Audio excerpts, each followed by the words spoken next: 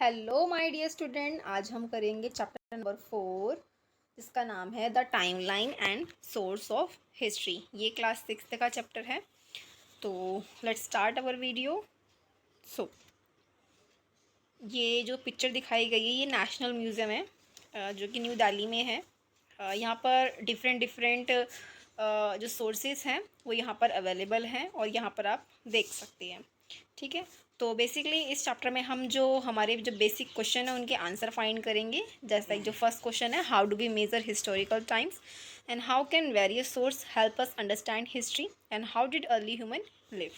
तो स्टार्ट करते हैं। दी फर्स्ट टॉपिक है हमारा, how do we learn about the past. हम पास्ट से कैसे सीख सकती हैं।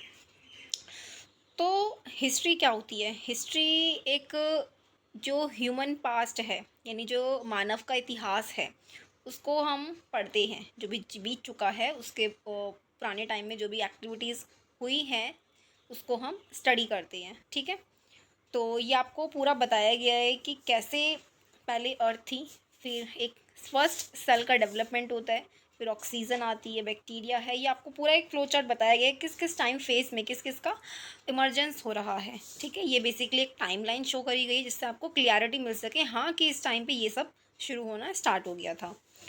अब हमें पता है जो काफ़ी सारे लोग होते हैं वो अर्थ पे स्टडी करते हैं। ठीक है, अर्थ पे जो भी एक्टिविटीज़ हो रही हैं या हुई थी उनसे रिलेटेड स्टडी की जाती है। टर्म है जो रिलेट किए गए हैं यहाँ पर, जैसे कि फर्स्ट है जियोलॉजिस्ट। जियोलॉजिस्ट कौन होते हैं? जियोलॉजिस्ट बेसिकली जो फिजिकल फीचर है अर्थ का उसको स्टडी करते हैं, जैसे soil, stones, hills, mountain, river, sea, ocean and धरती के जितने भी अदर पार्ट्स हैं उनसे रिलेटेड उन सबको स्टडी करता है एक जियोलॉजिस्ट। अब नेक्स्ट है हमारा पैलियोनोटोलॉजिस्ट। ये कौन होते हैं? जो प्लांट और एनिमल एंड ह्यूमन के जो रिमेन्स होते हैं, यानी जो अवशेष होते हैं उसकी स्टडी करते हैं, जो millions of year ago form हुए थे, जिन्हें हम फॉसिल्स फ्यूल्स भी कहते हैं। तो फॉसिल्स फ्यूल्स क्या होते हैं? बेसिकली ये प्लांट और एनिमल के रिमेन से बनता है, और जब ये सॉइल के अंदर प्रिजर्व होता जाता है ड्यू टू हीट की वजह से, प्रेशर की वजह से, एब्सेंस ऑफ ऑक्सीजन की वजह से, ये किसमें कन्वर्ट हो जाते हैं? फॉसिल्स में कन्वर्ट हो जाती हैं। एंड नेक्स्ट है एंथ्रोपोलॉजिस्ट। एंथ्रोपोलॉजिस्ट कौन होता है? जो ह्यूमन सोसाइटी और उसके कल्चर पुराने टाइम पे, यानी जो ओल्डेस्ट टाइम में या फिर आज के टाइम पे, यानी कि ओल्डेस्ट से लेके प्रेजेंट के टाइम में ह्यूमन सोसाइटी का जो कल्चर है ना, और कैसी ह्यूमन सोसाइटी थी, उसका कल्चर क्या था, उससे रिलेटेड ये स्टडी करते हैं, उसे हम एंथ्रोपोलॉजिस्ट कहते हैं। नेक्स्ट है हमारा आर्कोलॉजिस्ट। आर्कोलॉजिस्ट कौन होते हैं? ये हमारे स्टडी को ये स्टडी करते हैं पास्ट को। जैसे कि क्या करते हैं? ये डिगिंग करते हैं, यानी कि खोद कर कुछ अवशेष निकाले जाते हैं, जो पीपल, प्लांट और एनिमल लेफ्ट होता है, जो बचा रहता है, उन अवशेष की स्टडी करते हैं। जैसे लाइक टूल्स है, पोर्ट्स है, बीट्स है, फिगरीन्स है, टॉयज़ है, बोन्स है, टीथ ऑफ एनिमल्स है, ह्यूमन्स स्केलेटन सिस्टम है, burn and grain and parts of house और brick and among other. So these are the some important examples जो आर्कोलॉजिस्ट है वो स्टडी करता है। अब जो हमारा नेक्स्ट टॉपिक है कि आखिर हम हिस्ट्री में टाइम को कैसे मेज़र करते हैं, तो उसके लिए काफ़ी सारे टर्म आएंगे, तो हमें उन सबको हमें पढ़ना बहुत ज़्यादा ज़रूरी है। हमें पता है हर सोसाइटी और कल्चर का अपना ही एक तरीका रहा है टाइम को मेज़र करने का, और जो कुछ इवेंट हैं वो बेसिकली बर्थ से रिलेट करे गए हैं। ठीक है, कि बर्थ से, और या फिर किसी भी रूलर है, कोई भी रूलर है यानी किंग है, उसके रीज़न से रिलेटेड करके हमने मार्क करा है कि कब वो न्यू एरा शुरू होगा, कब वो न्यू एरा ख़त्म होगा। तो एरा क्या है? एरा एक पीरियड ऑफ टाइम ही है। ठीक है, हमें पता है जो हम आज के प्रेजेंट टाइम पे हम जिस कैलेंडर को फॉलो करते हैं इसका नाम है ग्रिगोरियन कैलेंडर, जो कि आज हम मोस्टली वर्ल्ड वाइड इस्तेमाल किया जा रहा है। ठीक है, जिसने जो अदर कैलेंडर हैं, जैसे कि हिंदू है, मुस्लिम है, ज्यूज़ है, चाइनीज़ है, ये भी हैं अदर कैलेंडर, बट इनका जो मेन पूरे वर्ल्ड लेवल पे इनका डोमिनेंस नहीं है। सबसे ज़्यादा डोमिनेंस किसका है? ग्रिगोरियन कैलेंडर का है। तो बेसिकली ग्रिगोरियन कैलेंडर क्या है? तो ग्रिगोरियन कैलेंडर में 12 मंथ हैं, जिसमें 365 डेज़ हैं और एक लीप ईयर आता है हर 4 साल बाद। एग्जाम्पल दिया जैसे कि 1800, 1900, 200, ये क्या है? लीप ईयर है। लीप ईयर क्या होते हैं? जो मल्टीपल होते हैं 400 का, यानी कि अगर आप इन्हें डिवाइड करोगे तो आपका 4 से डिवाइड करोगे तो आपका रिमाइंडर 0 बचेगा, तो वो क्या होंगे? आपके लीप ईयर्स होंगे। तो काफ़ी सारे, जैसे कि हिंदू, मुस्लिम, ज्यूइश एंड चाइनीज़ कैलेंडर के अकॉर्डिंग काफ़ी सारे जो फेस्टिवल्स हैं उनकी डेट्स को निर्धारित किया जाता है, और कुछ जो ऑस्पिशियस इवेंट होते हैं उन वो भी इन्हीं कैलेंडर के बेस पे बनाए जाते हैं। जो कि वेस्ट है। वेस्ट में एक कन्वेंशनल ईयर है जीसस क्राइस्ट की। तो जो वेस्टर्न कंट्रीज़ हैं वहाँ पर जो टाइम है या कैलेंडर है उसकी जो शुरुआत मानते हैं वो जीसस क्राइस्ट के बर्थ से माना जाता है।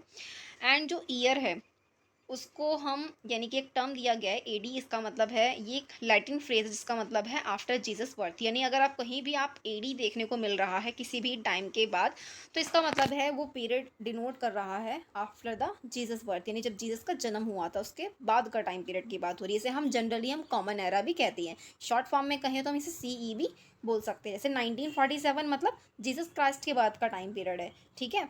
तो सी भी मतलब वही है, मतलब कॉमन एरा, यानी कि जीसस क्राइस्ट के बाद वाला एरा है। सिमिलरली हम एक और टर्म का इस्तेमाल करते हैं, इसका नाम है बीसी, मतलब कि बिफोर क्राइस्ट। इसका मतलब ये है कि इसका हम जो इस्तेमाल है वो हम कब करते हैं, जब जीसस क्राइस्ट के जन्म से पहले के टाइम पीरियड को हम बीसी बोलते हैं या फिर बीसीई भी कहते हैं, मतलब बिफोर कॉमन एरा। अगर हम एग्जांपल दे रहे हैं 560 बीसी, तो इसका मतलब ये है कि जो हम पता है कि ये बर्थ है अप्रॉक्स गौतम बुद्धा का, और यही बीसी यानी कि जब जीसस क्राइस्ट के पहले के टाइम पीरियड की बात कर रहे हैं हम। तो ये एक टाइमलाइन शो कराई गई है कि कैसे एक एग्जांपल लिया गया रॉक आर्ट का, कैसे उससे पहले और इसके बाद में बीसी का कैसे इस्तेमाल किया गया यहाँ पर, ठीक है। तो अगर हम बात करें अपने नेक्स्ट टॉपिक्स की, वो है टाइमलाइन। तो टाइमलाइन क्या होती है, एक कन्वीनियंट टूल है जिसमें हम एक पर्टिकुलर इवेंट को हम मार्क करते हैं, और ये भी शो कराता है कि एक सीक्वेंस ऑफ डेट होती है और इवेंट होती है किसी भी पर्टिकुलर पीरियड की, ठीक है। तो टाइमलाइन क्या है, एक सीक्वेंस ऑफ डेट है और ये इवेंट को कवर करता है जो भी एक पर्टिकुलर पीरियड में हुआ हो। तो basically it run from the beginning of humanity to the present and with a few important landmark. तो जैसे कि कुछ इंपॉर्टेंट लैंडमार्क है, जैसे कि बर्थ ऑफ बुद्धा है, बर्थ ऑफ जीसस है, ठीक है। So these are the some examples of timelines. तो टाइमलाइन हमें ये भी हेल्प करती है कि जितने भी हिस्टोरिकल इवेंट हुए हैं उनको हमारे समझने में मदद करती है, ठीक है। टाइमलाइन एक वेरी नेसेसरी एक टॉपिक है, क्योंकि अगर हम किसी भी चीज़ को स्टडी कर रहे हैं हिस्ट्री में, तो हमें टाइमलाइन वो पता होनी चाहिए, उससे पहले क्या हो रहा है, उसके बाद क्या हो रहा है। तो एक स्पेसिफिक एक सीक्वेंस होता है यहाँ पर टाइम का, ठीक है। अब यहाँ पर एक टर्म है जो कि है सेंचुरी, हमने सुना भी है ये अक्सर। तो सेंचुरी क्या होता है, सेंचुरी 100 सालों का पीरियड होता है, उसे हम सेंचुरी कहते हैं। और मिलीनियम 1000 ईयर का पीरियड होता है, उसे हम मिलीनियम कहेंगे, ठीक है। अब हम पढ़ते हैं what are the source of history, यानी हम हिस्ट्री को पढ़ तो रहे हैं पर उसके सोर्सेज क्या हैं, हम किस सोर्स को देख के बता रहे हैं कि हाँ वहाँ पर ये सब हो रहा था, क्यों हो रहा था। तो उसके कुछ सोर्सेज हैं। तो जनरली बेसिकली हम सोर्स को 2 टाइप में डिवाइड कर सकते हैं, एक होता है आर्कियोलॉजिस्ट और एक होता है लिटरेरी सोर्स। तो देखते हैं क्या है। ये जो आपको दिखाया गया है ये पूरा फ्लो चार्ट है कि कैसे जो सोर्स ऑफ हिस्ट्री है आर्कियोलॉजिक सोर्स और लिटरेरी सोर्स में डिवाइड किया गया है, और भी ये ओरल सोर्सेज हैं एंड आर्टिस्टिक सोर्स भी हैं। आर्कियोलॉजिस्ट क्या होंगे, जिन्हें जैसे कि खोद के निकाला गया है। लिटरेरी लाइक जैसे कि बुक्स वगैरह जो लिखा गया है सोर्स। ओरल यानी जिन्हें ओरली बताया गया है। आर्टिस्टिक जैसे पेंटिंग करके, है ना, जिन्हें पेंटिंग बना के स्कल्पचर्स के थ्रू रिफ्लेक्ट किया गया है हिस्ट्री को। तो जैसे अगर हम बात करें आर्कियोलॉजिस्ट में, इंस्क्रिप्शंस हैं, एक्सकवेशंस हैं। इंस्क्रिप्शंस में जस्ट लाइक मेन्यूस्क्रिप्ट हैं, कॉपर प्लेट्स हैं, कॉइन है ना। आर्कियोलॉजिक सोर्स में मॉन्यूमेंट्स हैं, माउंट्स है। एंड एक्सकवेशन में हमें काफ़ी सारे जैसे कि ह्यूमन, एनिमल, प्लांट के रिमेन्स मिलते हैं, टूल है, वेपन है, पोइट्रीज़ है, टॉयज़ है, and habitation and burials. Burials क्या होता है ये आप मुझे कमेंट करके बताओगे। तो ये क्या है, सारे के सारे आर्कियोलॉजिकल सोर्स हैं। तो अगर हम बात करें लिटरेरी सोर्स, तो इंडियन लिटरेरी सोर्स हैं एंड फॉरेन लिटरेरी। इंडियन यानी कि जो इंडियन में अवेलेबल, फॉरेन यानी जिन्हें फॉरेनर्स ने लिखा है, जस्ट लाइक ट्रैवलर्स हैं एंड हिस्टोरिकल क्रॉनिकल्स हैं, these are come in foreign accounts. तो इंडियन लिटरेचर में अगर हम बात करें, वेदास है, इतिहास है, पोएम है, हिस्टोरिकल टेक्स्ट है, कलेक्शन ऑफ स्टोरीज हैं। So these are the examples of literatures या लिटरेरी सोर्स। तो हमें ये समझने की बहुत ज़्यादा ज़रूरत है कि हमारे जो हिस्टोरियंस हैं, हिस्टोरियंस कौन होते हैं। हिस्टोरियन वो होते हैं, एज ए पर्सन होते हैं जो ह्यूमन पास्ट को, नॉट ओनली ह्यूमन यानी जो पिछला जो बीत गया पास्ट को राइट करते हैं और उसकी स्टडी करते हैं, उसे हम हिस्टोरियंस कहते हैं। तो क्या होता है समटाइम्स हिस्टोरियंस अजप्शंस लगाते हैं, चीज़ों को स्टडी करते हैं, पुराने सोर्सेज को स्टडी करके बताते हैं कि हाँ उस टाइम पे ये हुआ होगा, ऐसा हुआ होगा। अब जनरली हम ये नहीं कह सकते कि हाँ जो हिस्टोरियंस बता रहे हैं वो समटाइम क्या हो सकता है, वो गलत भी हो सकता है, ठीक है। इसलिए क्या कहते हैं, कॉन्ट्राडिक्टरी इन्फॉर्मेशन भी समटाइम ये प्रोवाइड कराता है। इसीलिए काफ़ी सारी एक डिबेटेबल टॉपिक्स होते हैं कुछ, जैसे कि लाइक हड़प्पा की जो डेक्लाइन है वो क्यों हुआ, इस पे काफ़ी सारी डिबेट्स हैं, वो आप आगे जाके पढ़ोगे। एंड नॉट ओनली आर्कोलॉजिस्ट, जो हिस्ट्री है, हिस्ट्री में जो जितने भी सोर्सेज हैं वो जस्ट लाइक एपिग्राफिस्ट है एंड एंथ्रोपोलॉजिस्ट हैं, ठीक है। एपिग्राफिक कौन होते हैं, जो इंस्क्रिप्शंस की स्टडी करता है, और एंथ्रोपोलॉजिस्ट कौन होते हैं, जो ह्यूमन सोसाइटीज़ और कल्चर की स्टडीज़ करते हैं।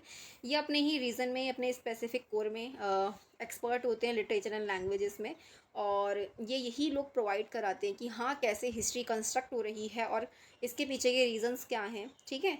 सो वो पिछले जो भी क्लाइमेट रीज़न है, chemical studies of excavation, material studies, different different sources हैं, उन्हें स्टडी करते हैं और पता लगाते हैं कि क्या कब कहाँ कैसे हो रहा है। तो आगे देखते हैं हम। अगर हम बात करें the beginning of human history, अब ह्यूमन की शुरुआत कब हो रही है, यानी कि ह्यूमन की हिस्ट्री कब लिखी जा रही है। तो जो मॉडर्न ह्यूमन है, जिन्हें हम कहते हैं होमोसैपियंस, ये एक साइंटिफिक वर्ड है जो हम ह्यूमन को डिनोट करते हैं, यानी जो आज का ह्यूमन है उसे हम होमोसैपियंस कहते हैं। वो लगभग 3 लाख साल पुराना है, ठीक है। यानी इसका एग्जिस्टेंस देखने को मिलता है होमोसैपियंस का, वो है 3 लाख ईयर्स पहले ही हमें देखने को मिल गया था।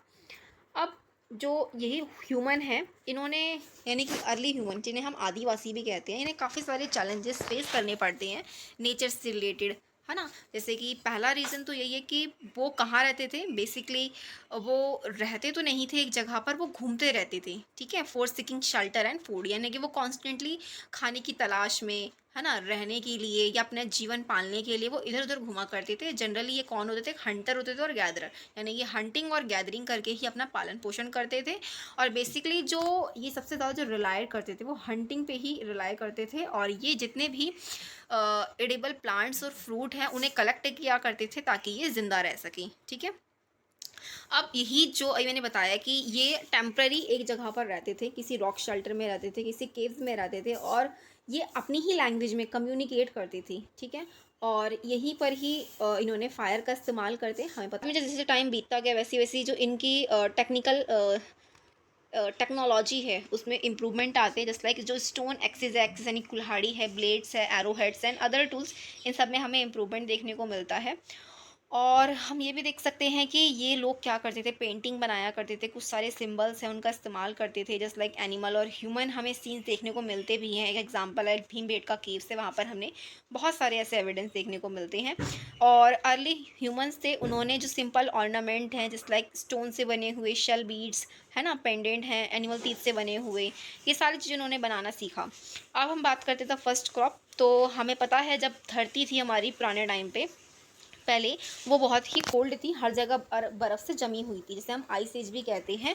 बट लेटर क्या होता है, जब हमारा क्लाइमेट वार्म होता गया तो जो ये आइस थी वो पिघल गई, तो जिसकी वजह से हमें देखने को मिलता है जिसका एग्जिस्टेंस होने लगा वो है रिवर, यानी रिवर का जन्म होने लगा, यानी कि रिवर पनपने लगी। अब जब रिवर पनपने लगी तो ओशंस का भी इमर्जेंस हुआ, तो हमें कह सकते हैं जो आइस एज है वो कब से कब तक रहा, लेके 12,000 ईयर तक। इसका स्पेसिफिक हम टाइम तो नहीं बोल सकते, इसके आसपास का ये समय है। बट आफ्टरवर्ड हम देख सकते हैं जैसे ही जो धरती का तापमान है जब वो गर्म होता गया, तो उसमें ह्यूमन की जो कंडीशंस है उसमें भी हमें इम्प्रूवमेंट देखने को मिलता है कि ये लोग क्या करने लगे, ये कल्टीवेशन करने लगे हैं, इन्होंने डोमेस्टिकेशन करना शुरू किया, लाइक कैट एंड गॉड्स, इन सबको पालना शुरू किया, ठीक है। और साथ ही इन्हें काफ़ी सारे फूड्स अवेलेबल भी होने लगे, ठीक है। और ये रिवर के पास रहने लगे, इनका जो रहने का स्थान है अब वो टेम्प्रेरी से परमानेंट हो गया। क्यों, क्योंकि जो पहली बात तो जो रिवर है, रिवर उनको इरिगेशन के लिए वाटर प्रोवाइड कर रहा है, और जो वो इरिगेशन वाला एरिया बहुत ज़्यादा फर्टाइल होता था, जिसकी वजह से वहाँ पर क्रॉपिंग करना बहुत ज़्यादा ईजी हो गया था। सो आप देख सकते हैं ये दिखाया गया एक इमेज के थ्रू कि कैसे लोग कल्टीवेट कर रहे हैं और उसी के पास ही रह रहे हैं, और ये डोमेस्टिकेशन भी कर रहे हैं। सो वेलफेयर क्या होता है, वेलफेयर मतलब health, prosperity and well, communities grow हुई, सोशल कॉम्प्लेक्सिटी भी बढ़ने लगी। तो एक लीडर है, चीफ्टन जिसे कहते थे, वो इमर्ज होता है यहाँ पर, और जो पूरी कम्युनिटी के वेलफेयर के लिए देखता है।